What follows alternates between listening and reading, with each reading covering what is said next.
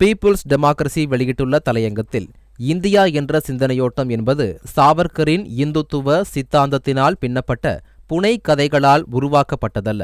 மாறாக British colony ஆட்சியை அகற்றுவதற்காக தேசிய சுதந்திர போராட்டத்தில் சிந்தப்பட்ட இரத்தம் மற்றும் வியர்வையினால் இது வடிவமைக்கப்பட்டதாகும். இச்சிந்தனையோட்டமே 1950 ஜனவரி 26 அன்று நடைமுறைக்கு வந்த அரசமைப்பு சட்டத்தின் வலுவான அஸ்திவாரம் என்றும் குறிப்பிடப்பட்டுள்ளது. இந்தியா மதச்சார்பற்ற நாடாக இருக்க வேண்டும்.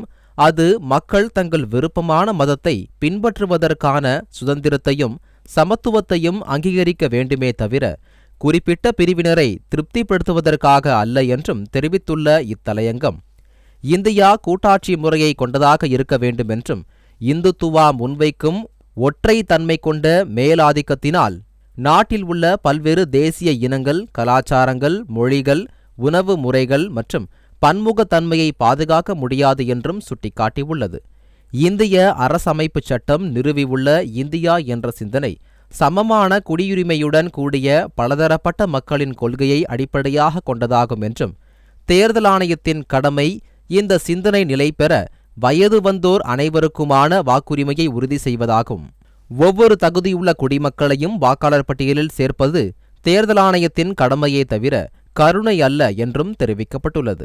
தற்போது இந்தியா எனும் இந்த சிந்தனையோட்டத்திற்கு பெரும் அச்சுறுத்தல் உருவாகியுள்ளதாகவும், குடிமக்களை அவர்களின் மத அடையாளங்களின் அடிப்படையில் பாகுபடுத்தி பார்க்கும் இந்துத்துவ கருத்தாக்கமே இந்த அச்சுறுத்தலின் ஆணி வேறாகும் என்றும், மக்களை பிரித்து ஒதுக்குதல் என்பது இப்போது இந்தியா என்னும் இந்த சிந்தனையோட்டத்திற்கு பெரும் அச்சுறுத்தலாக உருவாகியுள்ளதாகவும், குடிமக்களை அவர்களின் மத அடையாளங்களின் அடிப்படையில் பாகுபடுத்தி பார்க்கும் இந்துத்துவா கருத்தாக்கமே தீவிர வலதுசாரி சித்தாந்தம் என்றும் சுட்டிக்காட்டியுள்ளது.